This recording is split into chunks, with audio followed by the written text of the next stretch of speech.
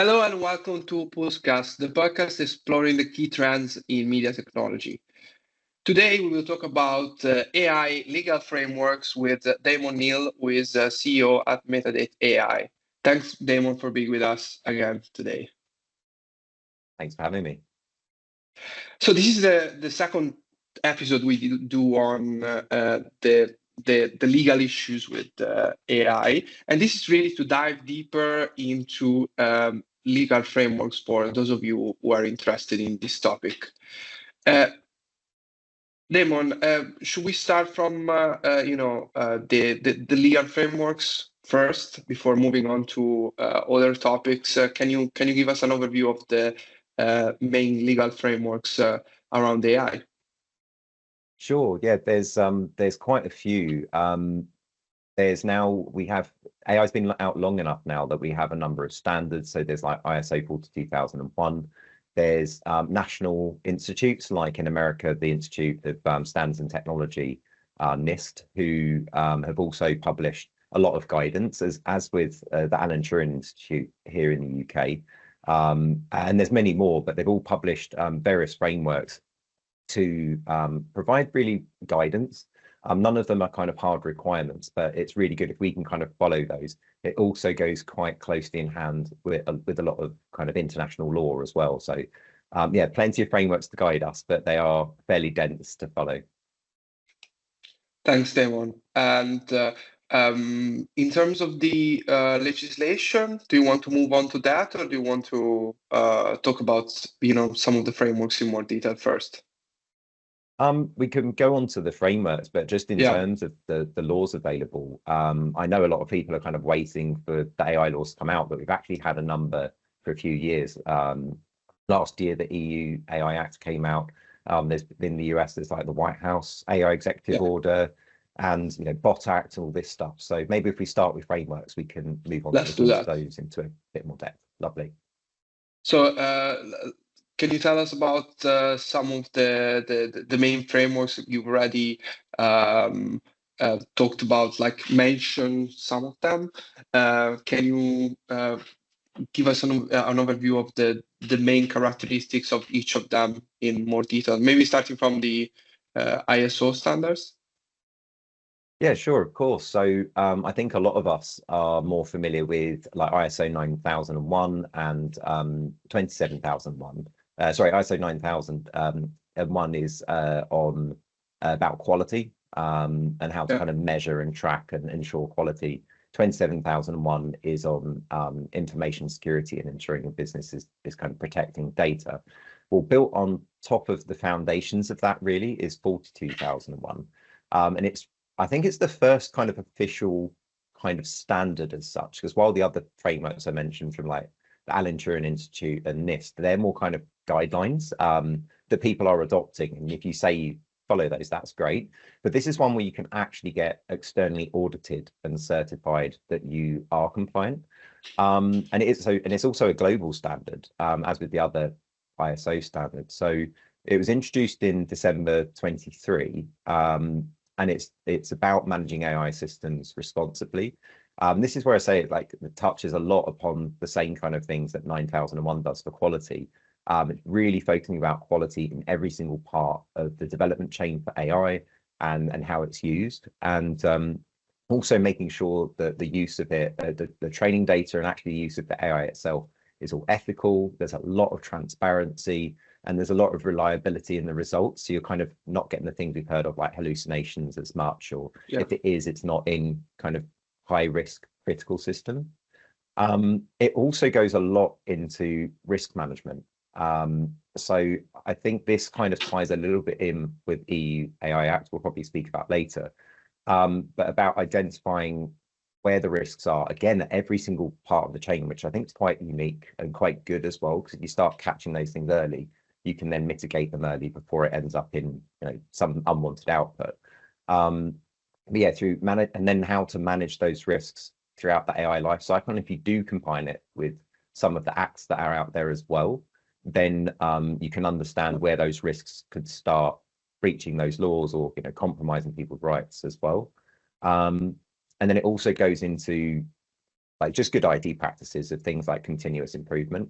Some of that's maybe a little bit obvious to the kind of IT listeners amongst us, but otherwise, it's just setting, again, if you can say that you adhere to that, it kind of proves that you are following a sensible good practice when it comes to developing AI models.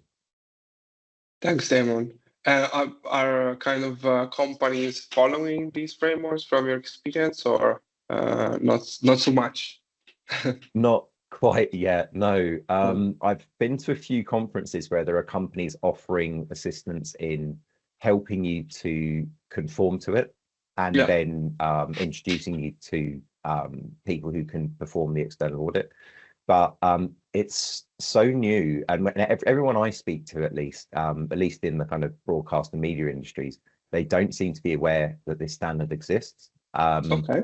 So yeah, people aren't really going for it. And to be honest as well, there's still a lot of companies, other than like perhaps the larger businesses and larger vendors, that are even going for things like 9001 and 27001. So to go for 42001 when you don't have those seems a little bit crazy, but I think AI vendors, it's going to make the most sense for. But even for me, I'm trying to follow the principles of it, but actually then the cost on top of all the costs of training and information security and all the other stuff I'm doing, it's very difficult for me to justify the costs of the process because it is so new. The companies that are helping you with it are very expensive. It's very niche. But I still think we can read the standards and learn from it. We could follow it without being, externally audited that we're compliant with it. But for me, I'm at least trying to follow it. There's some really good ideas in it. Yeah, it's because it's if you read something and you absorb it, it influences your mindset also when you look at things. And some of the areas you mentioned seem pretty important to me, like AI data quality and risk management. So I would also recommend people to read them. Any other frameworks that you want to talk us about? Yeah, I think the next logical one really would be those kind of published by NIST. So it's a US agency, National Institute of Standards and Technology, and there is very much again a risk management framework. So and what's quite interesting across both the frameworks and the law, as we'll kind of discover as we talk, is they're very kind of risk averse, very concerned for safety. And it's almost like that whole Skynet thing of, is AI going to kind of kill us in our sleep and take over kind of thing. But if we make sure that we're monitoring risks and being ethical and all these kind of, I think, buzzwords in a way, if we're doing all these things as we go, then it should be fine in the end. And to be honest, I actually think if we are just a little bit more conscious and follow these things, that will be the case. But yeah, so it's very much focused on risk management, and another way of kind of like identifying, assessing, and managing the risks across the whole life cycle of AI development. And again, that kind of iterative training and having like sensible test plans that are very kind of repeatable, so you can check to see if your risks have actually come to light, and then again mitigating against them. But yeah, as I was saying, it's another one where very concerned about the negative potential of AI, and protecting us against that by being conscious of it throughout the whole life cycle of development. Thanks, Damon. So would you say that most of the guidelines and frameworks are focused on, you mentioned quality of the AI systems, and you mentioned a few of them that are focused on risk management as well. Those are the main areas they're focused on, right? Just to keep us and actually, no, it definitely is. It's so risk is a real key theme. Kind of ethics and transparency and even accountability as well are kind of other key themes that kind of go about it, which, to be honest, I think is kind of interesting, because in a way it suggests that there's a lot of expectation that AI is going to be very powerful and very transformative. Because if it really didn't matter, you think when the first car came out, I think the speed limit was limited to 5 miles an hour, partly because they thought maybe humans might die if they go faster than that.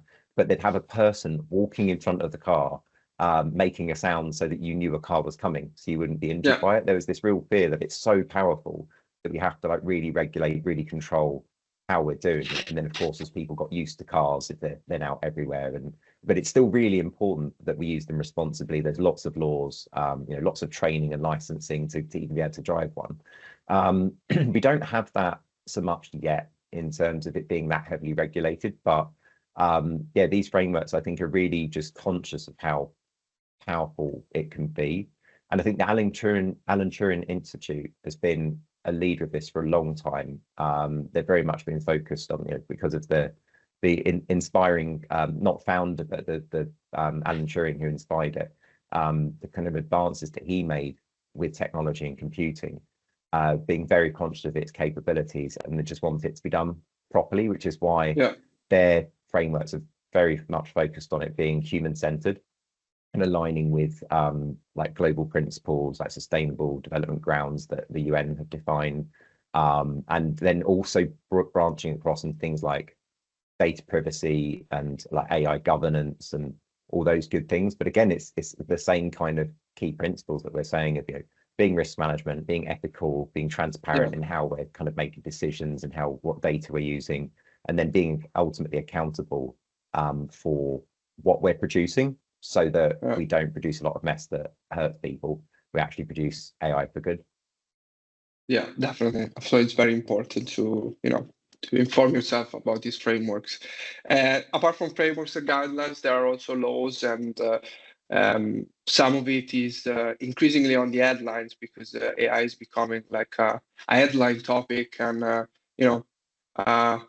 geopolitical tool as well, I would say, for a lot of countries in the world.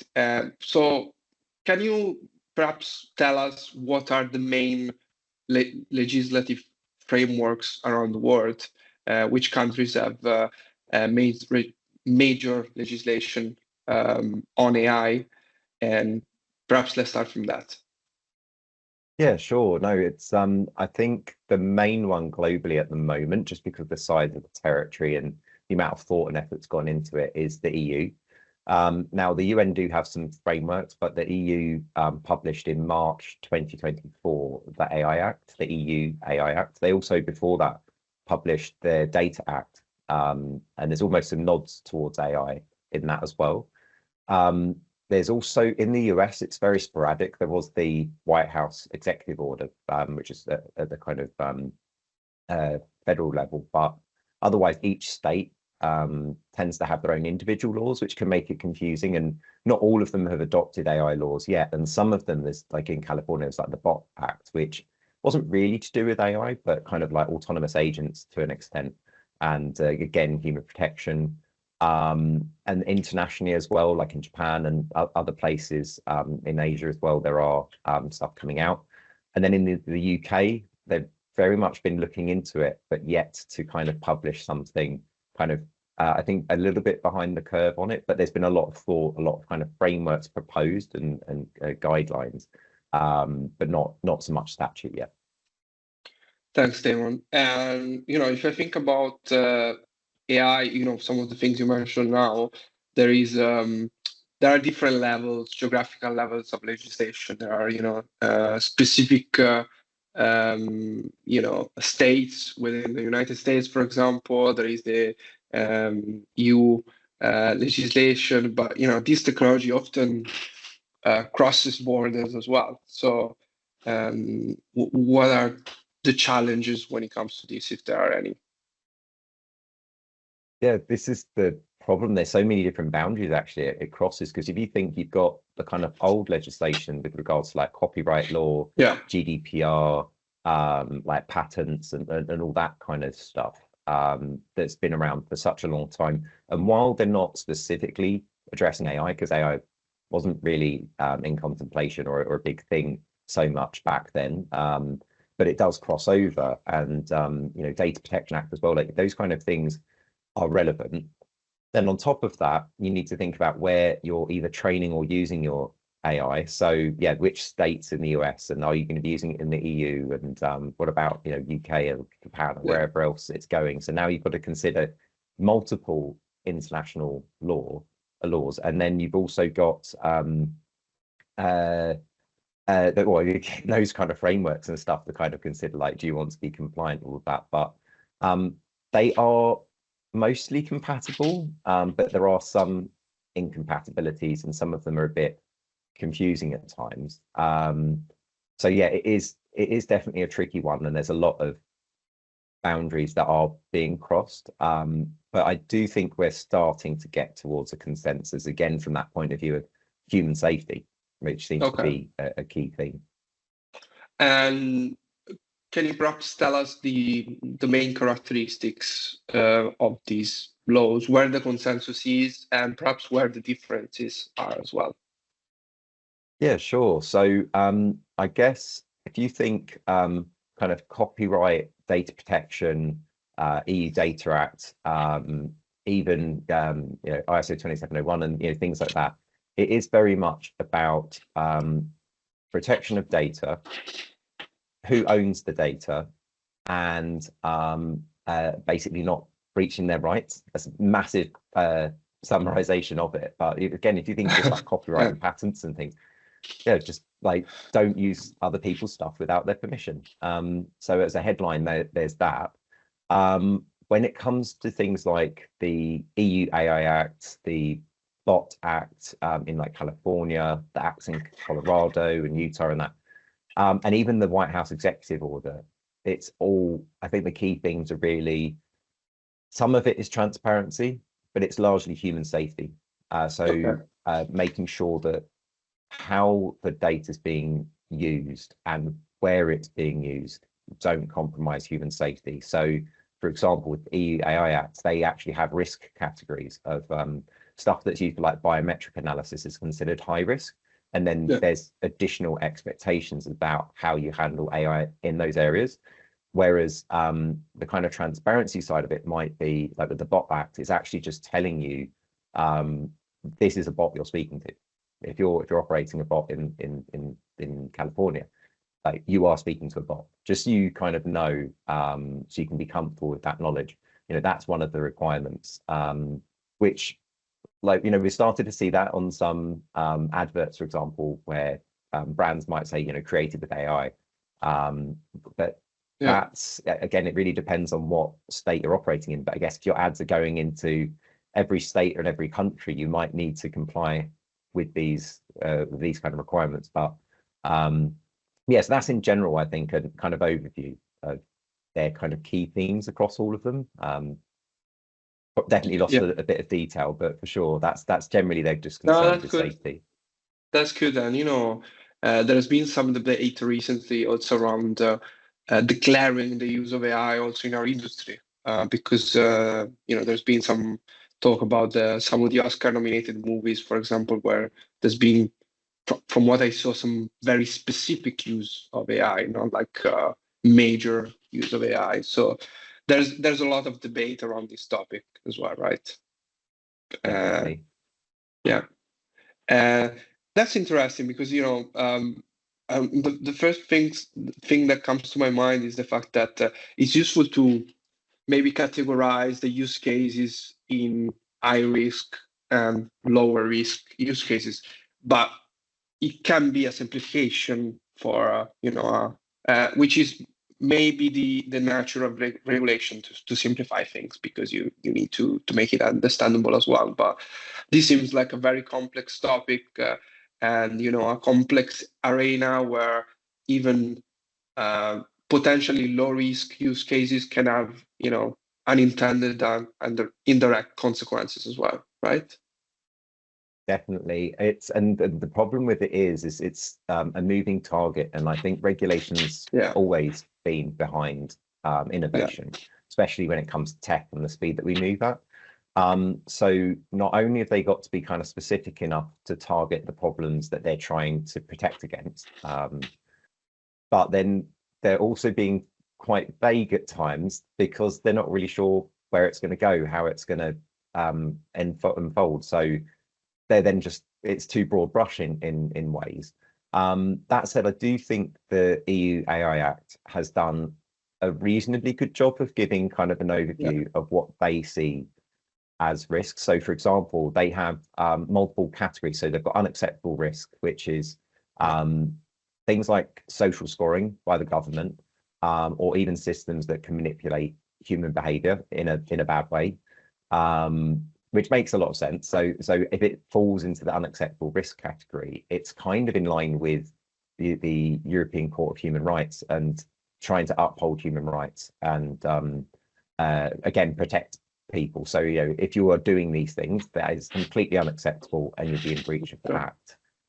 While they've said like high risk are things like biometric identification and hiring systems, because if you think again, if you were rejected for a job because an AI said you weren't good enough, but you're actually good enough, you've got, it's not that you can't use AI for those things, it's just you need to put in a lot more thought, a lot more validation, and again going through kind of those frameworks and that to just make sure that you're doing it properly. So that decision is justifiable. If that person wanted to know how that decision was reached, they have a right to that. So they kind of classify that as high risk. So just a little bit more, or a lot more thought is needed when deploying those kind of systems in those areas. While like low risk might be just general systems that are not linked to kind of heavy regulation. If they're really kind of low risk applications like tagging media or something, does it really matter so much?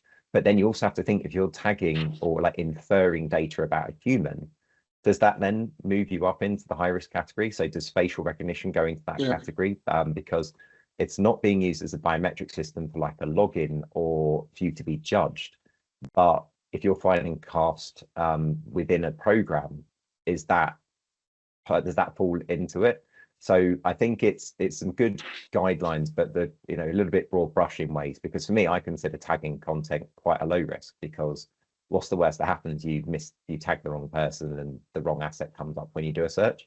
It's not going to harm anyone.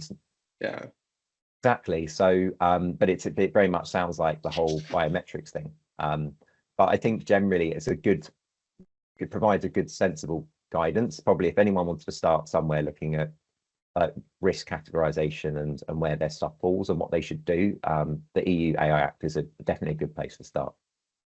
Thanks, Damon. And when it comes to the US, what is the kind of legislative landscape there? And what are the main differences, if there are any, with the EU?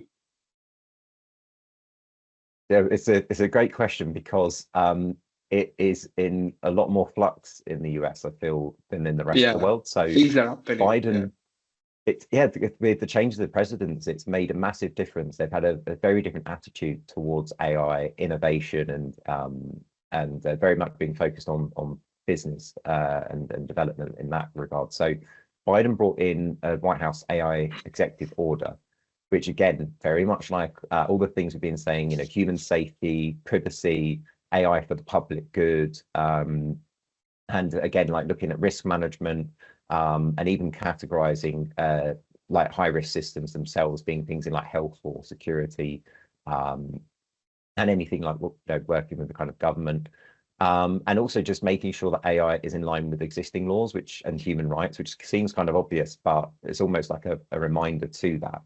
But then Trump comes in and has repealed not all of it, I believe, but a lot of it in favor of kind of deregulating and allowing businesses to not do what they want, but to encourage innovation, encourage growth in the US economy with regards to AI. So if you think, there's been a lot of concerns, a lot of cases over like copyright theft and all that stuff, but if you put that to one side, the advances in AI over the last few years have been incredible, like multiple times better than previous generations, because they have had free reign. They kind of ignored laws and just been able to grab whatever data they can and train on massive data sets. So I think Trump is trying to encourage that level of growth and to make the US a leader in AI, but has actually removed a lot of the safety things the previous administration had, or previous administrations had put in to protect people.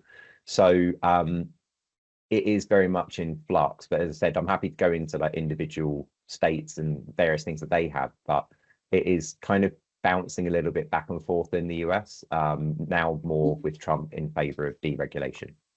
Yeah, and if you think about the future as well. I mean, there's been DeepSeek coming out of the blue now as well. So maybe the incentive for most governments is to have less regulation to favor innovation. What do you think about that? Yeah, it's a great one, and it's if we knew the answer, we could like every country would have the opportunity to be the best in it, which again think then actually creates some good competition. So UK government have been working on this. I was helping a select committee in 2017, also reviewing reports now on another government report that's come out. Because the UK is like, we see Keir Starmer's recently been like, AI is the future for the country and it's going to really help the economy. And we've got some fantastic minds and universities here that can really develop. The US is putting billions and billions into it to try and grow it, while China, very different laws and feelings towards copyright, for example, and being able to have these kind of innovations like DeepSeek being produced for a fraction of the cost of what they're expecting in the US. Is deregulation the answer, though? I think it is. I think it would be good for governments to be flexible. Like I've definitely experienced a lot of paperwork that slowed me down in growing my business. But then I still think being responsible should be encouraged alongside innovation. It doesn't have to, regulation doesn't always have to be a hindrance to progress, but it's then how you provide it. So if it was really simplified, because some of these acts are very complicated, very difficult to read, there's too many of them. But if there was almost like, not to oversimplify it, but like a one-pager kind of concept, it could be tens of pages, but just for simplicity's sake, there was a one-pager that just said, if you conform to these things and here's practical guidance as to how to do it, then not only can you innovate at speed, but you can also not upset and hurt people in the process of that. And if you do that, you also kind of be in line with most of the laws in the world and stuff. I think that's a really nice way, but I think governments often spend too much time thinking about this whole protection and regulation rather than how to practically implement it in a way that still fosters creativity and growth. So I think there's still further steps. I think for now we've got the regulation, or at least enough regulation to be protective. The next step is the practical implementation for growth at the same kind of speeds we're seeing today. Yeah, exactly. And it seems to me that sometimes, as sometimes I say, the answer is in the middle. So, you don't want too much of the two sides, but the political landscape driving this legislation is getting more polarized. So we might not get that. But we will see. I think it's, as you say, it's difficult to predict how things will pan out in the future. But to end this conversation, I wanted to ask you also, like, if I'm a vendor or a media company, how can I get better informed, or I can kind of practically implement these guidelines and frameworks and legislations as well? Yeah, no, it's a great question. It's a really difficult one to answer as well, because it is quite complex and tough and varied. And I think if you first consider where you are planning to deploy your AI, like train your AI models, but also to deploy them. So before, it was most of the laws were related to where the models were created. But now the EU AI Act says if you are going to use, sell, distribute your AI models in the territory of the EU, then you have to comply with their laws regardless of where it was trained. So I think if you're very much aware of where you're going to train and where it's going to be used by your customers, then focusing on those laws. I think the EU AI Act is a great one to read, and unfortunately, it's one you probably should read. It is fairly long, but it's not too challenging. And I also think actually just having a good lawyer to help you go through all of this, or someone like myself who can sit with you, help build an AI council and understand the landscape, not just from the legal perspective, but from like technical and business perspective as well. But factoring in all of these facets is really important. So, and I also think just education on what AI is and how it's used, and something else we'll touch upon, I'm sure, in another episode on copyright. If you've got an understanding of all of those things through reading, good legal advice, and support from AI experts, and just general good understanding and education on AI, then I think you can get most of the way there. But yeah, it really would be a team or a few individuals at least having a full-time job, reading all of this and being legal experts to fully conform, and then also going for the frameworks like ISO 42001. So I think if that's your kind of end goal, is to get kind of 42001 accredited, even if you never actually go for it, I think that's a good like direction for people to be focused on. Great. Thanks, Damon, for being with us today. Thanks for having me.